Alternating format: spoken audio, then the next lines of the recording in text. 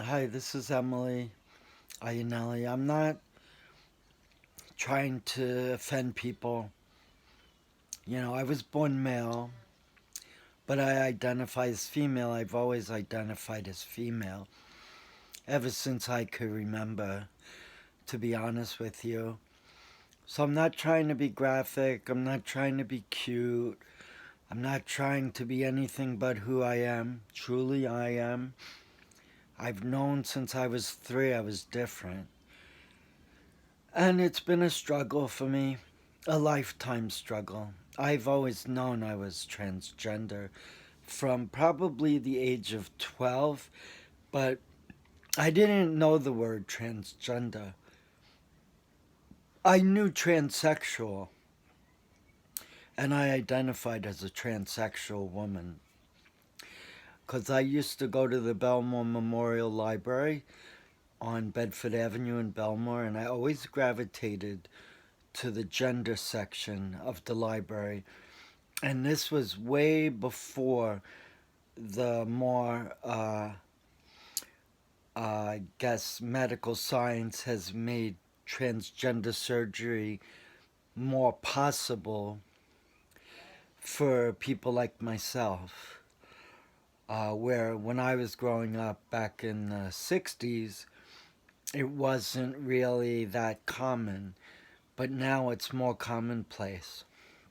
And I wasn't ready to come out when I was young. In fact, I never thought I would ever come out, but I knew deep down in my heart that I was a woman. I identified as a woman or a girl growing up, but I'm happy now that I'm living as a female. I've been living as a female for the past 7 years, but to be honest with you, I always knew I was different since 3 years old, and I wanted to wear girls' clothes very young in my life. In fact, I tried wearing some dresses when I was a 3 year old, but it was hard and it was difficult to even obtain dresses. But I found a way because it was just what I needed. It made me feel good. And I had tough times. I cried a lot because I didn't feel right. And I couldn't relate to anyone really. Couldn't relate to the girls, I couldn't relate to the boys. I just felt like I was different and I didn't know why. I didn't know how to express it. The only way I could express it was actually dressing like a girl growing up.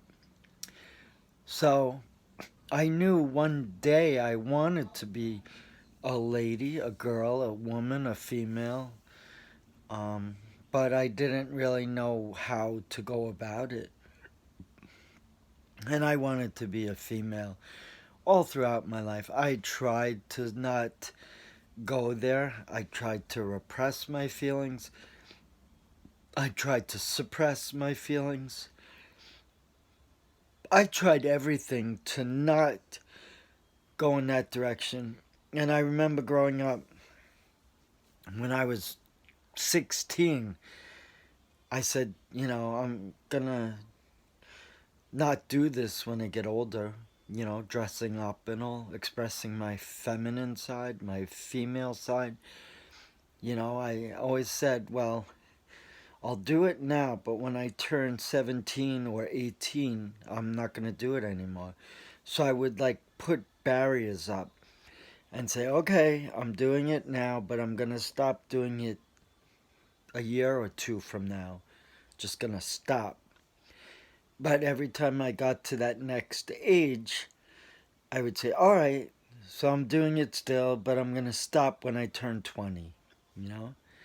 And then it turned out from 20, I pushed it off again to 25. And before you know it, I'm pushing it off into my 30s and then my 40s. And then I just gave up and I said, you know what? This is what it is. And I just accepted the fact that I was transgender. But I repressed it all my life, and I lived in the closet. I didn't come out till I was 51. I tried to come out several times in my past, but it just wasn't happening.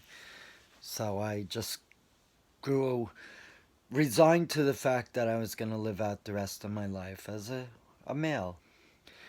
And I'm happy I have a wife and I have a son who I love. My son is having some problems. He's 20 now, but he struggles with autism, And, life isn't perfect, but I am living as a woman now, and I must say, it's pretty cool to have a vagina. I never thought I would say that because I never thought I would have a surgery to have a vagina. But I'm very pleased with the results of my surgery, and I like to go to the bathroom now as a female. I have the same experience that women do, and I'm not going to get graphic, but when I went to the bathroom before surgery, I always did it how women did it, by never standing up, and I'd always go into the women's restroom when I felt comfortable, when I could pass as a female. And I'd always sit when I went, but, it wasn't the same. But now that I have surgery, now it feels right, That's all I can say. It feels right, And I'm enjoying having a vagina, I feel natural when I take a shower and I look down. I'm happy. And I will admit, dilating can be a bit of a chore, but I'm getting used to it. It's becoming more and more adaptable. I'm not in pain like I was in the beginning. The only thing is I can't progress to the third uh, dilator because it's just way too big for me. And forget about the fourth one. That's like a monster. So I don't know how I'm going to get to the third and the fourth one. I'm perfectly comfortable with the second one.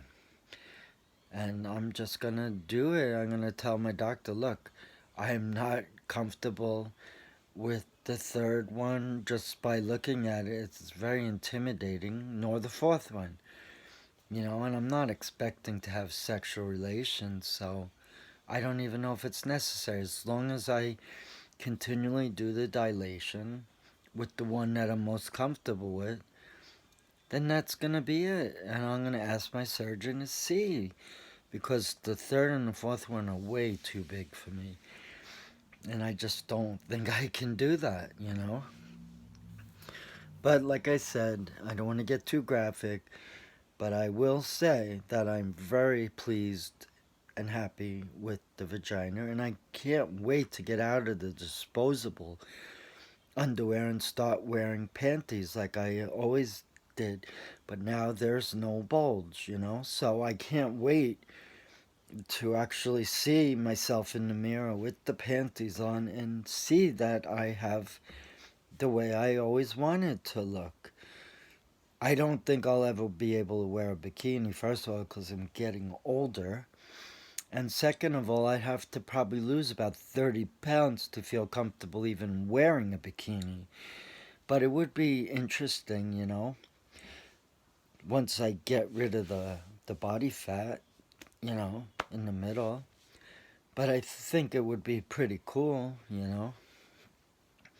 But it just doesn't seem like it's going to happen because I'd have to get down to like 135.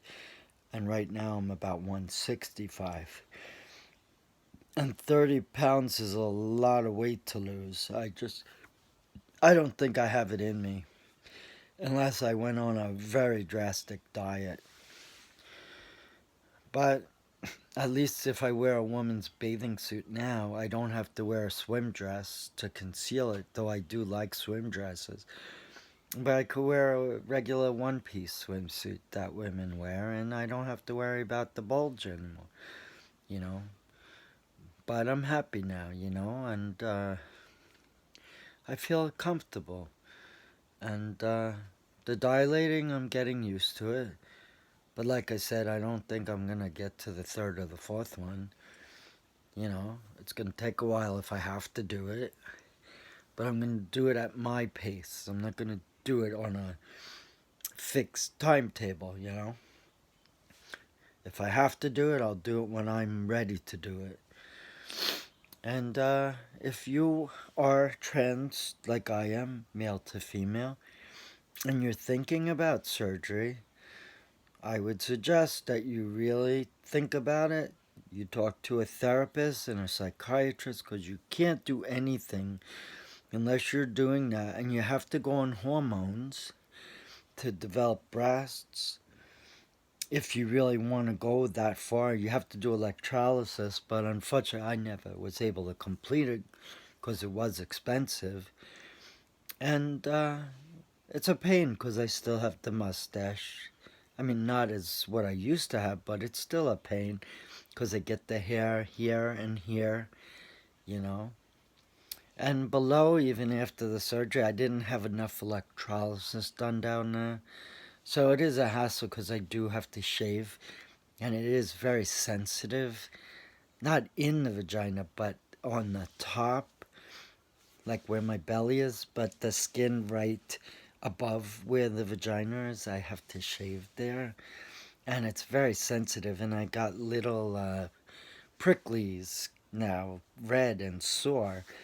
And I don't want to get infected, but I can't stand even the the little remnant of hair around it because it's a pain. And I want it to feel smooth, you know, a smooth surface. I don't like the hair there. But I'm never going to let it grow out. I will keep shaving it, but it's like right now, it's like a daily thing and it's a hassle. And it hurts sometimes, you know. Even when I put soap, because you really have to just put soap and water to clean around there. You know, and I am taking like 2 to 3 showers a day, depending if I dilate twice or 3 times. Sometimes it's just not in the mood to dilate 3 times. It is an hour each time you dilate. So I figure if I'm going to only dilate twice, then I'll dilate for like an hour and a half instead of an hour, right? So in essence, I'm doing 3 hours if I do it twice. And if I did it an hour for 3 dilations, then it would come out the same, you know? So I think it equals it to the 3 if you do it twice at 1.5 hours to 3 at 1 hour. So I don't know. And, you know, I'm still recuperating from the surgery, you know? It's only been like 5 weeks. So that takes time. But if you really are serious about transitioning all the way up through surgery, you have to first live as a woman for 2 years full time, dressing as a woman. You have to take hormones. You have to see a psychiatrist, a therapist, an endocrinologist, you know. And I think now that I do have a vagina, even though I don't have all the working parts that a woman has, like obviously a reproductive system with uterus and ovaries and all, but I do have a vaginal canal, I have a clitoris, and I have a labia, so I do have that at least. And they call it a neo-vagina as opposed to a woman's birth vagina. So I have a neo-vagina. And the procedure is called a vaginoplasty. And transgender women do have to dilate for the rest of their lives. And I still have to take estradiol, which is estrogen, for the rest of my life. I do not have to take spironolactone anymore because I don't have a penis anymore. So I don't have the testes, which generate the testosterone. So I'm no longer needing the testosterone suppressant because I don't have testosterone. However, I do believe that I need traces of testosterone in my body, even as a woman, because genetic women also have a little testosterone, Just like genetic men do have a little estrogen in their system. So that I don't know. I have to speak to my endocrinologist about that. But I'm very happy as a woman. I'm very happy with the vagina. And I'm very comfortable as a woman. And I'm happy, you know. It's been a long time. And I've always been dressing as a woman, so it's only natural that I became a full-fledged woman in the eyes of the medical community and out in public. You know, I'm not mistaken. People identify me as female. I'm addressed as a female, which feels good. I go by female pronouns. My driver's license says female. My passport says female. I'm not going to change my name legally because I've got too many things tied into my male name. But I will always introduce myself as Emily. So I don't really need a paper stating that I have a legal name change. I just say I'm Emily. But all my legal paperwork and all my tax returns, any paperwork that I fill out, my social security, my life insurance, all of that, the deed to the house is in my male name. And that's why I don't want to go to the hassle of changing my name because it's all going to affect that and it's going to be a nightmare trying to get all that straight. So I just don't want to go there, you know, especially doing a tax return. I don't want it to say my wife's name and my transgender name. So I just leave it alone, you know. I can say I'm Emily, but any paperwork that I have to do, it's got to be in my male name. So big deal, you know. It does pose a little bit of a pain at work because they still have to pay you when I was working as your male name in my case, but they will refer to me as a word in my first and only working experience, which was only short lived, 6 months roughly, which is typically the probationary period. And they just had it in for me, you know. I did nothing wrong, so they had it in for me. But I'm fine with it, you know. I've got a vagina, I have breasts, and I'm a woman. And I do believe now, despite the fact that I don't have reproductive system that a woman has, I do believe, based on what I read, that I do have to start going to a gynecologist. And I also need to do mammograms because it is common that women can develop breast cancer as well as transgender women. So it's most likely I will have to start going to a gynecologist and I will have to definitely get mammograms. So that I need to start to really consider, you know. And I'll call out to gynecologists and I'll ask, I'll say, look, I'm a male to female transgender woman. I had the vaginoplasty surgery. Do I need to go to a gynecologist? And they'll tell me, you know, and hopefully I'll find it. If I do, I hopefully will find a gynecologist who's a transgender friendly gynecologist from male to female with the vaginoplasty. And if I was pre-op, then I wouldn't have to go to a gynecologist. But as a post-op, I definitely do because I can get things that women typically get, especially if they have intercourse. Now, I'm not planning to have intercourse with a man, but, you know, I don't know. I have transgender women friends who said they would never have sex with a man, and now they are. So, who knows? But it's not my intention to, so. And I'm happy now as a woman, and I'm pleased that I do have a vagina, and I do have to dilate for the rest of my life. I do have to take female hormones in pill form for the rest of my life. But I'm okay with that because I knew that would be the case. So, and I can now say I am a woman, I have a vagina, and I have breasts, and I wear women's clothes all the time now, since 7 years ago when I first came out in public, and I'm happy, and that's all I can ask for. You know, I lost friends. Obviously, I lost employment, an employment opportunity.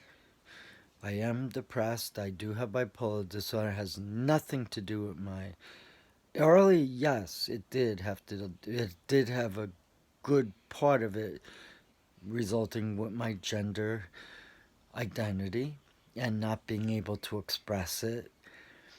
But now that I am able to express it and live as a woman, and I've had the surgery now, I'm a post-op transgender woman with the vaginoplasty. I'm fine, you know. My gender dysphoria has been, it virtually, I don't have the gender dysphoria anymore, so that's a good thing. And I'm happy, and that's all I can ask for. Now I just have to focus on my son and try to get him on the right track. And basically, that's it. You know, it's not a cure all my surgery, but it helps me. And I still have the same problems. I am the same person, but now I'm comfortable in my skin. Now my body physically, anatomically matches what's up here, which was always that I identified as a female. And now when I look at myself in the mirror, or look down, I am what I'm supposed to be, a female. I have a vagina and I'm happy, you know. And I could theoretically have intercourse with men as a woman, but I'm not going there, so I am happy. And that's all I can, excuse me, that's all I can say. And I'm into karaoke. I have to work on my voice. I did have vocal cord surgery to try to get my vocal cords to sound more feminine, but it's still a process, you know. My voice is softer. This vocal cord surgery was successful, as was the vaginoplasty and the hormone use, the HRT. So I'm there, basically. I'm doing well. I'm still recovering. It does take a while. But I'm okay, and I feel good, and I'm happy, and I have no regrets whatsoever, because I am now who I've always felt I should be. So I'm very happy. And it is surreal, you know. I didn't really expect it. I did really try to get there in the past. It was like I've had 5 attempts, and then this was the 6th attempt, and they were going to cancel it again because I have liver problems. But my surgeon said he cannot do that to me, Emily, because he said that he knew my history, and he said I cannot let Emily down again. So he pushed to have my surgery from Mount Sinai's Eye and Ear Infirmary to Mount Sinai Beth Israel, where I could have the surgery, and luckily he changed it, got it changed, and the office, the girl, Sam, called me and said, Emily, I got good news, after she had told me a half hour earlier that she thought the surgery was going to be canceled. And I was so sad and upset that I told her, well, that's it. If I can't have the surgery, then I'm just going to walk away. So she said, well, Dr.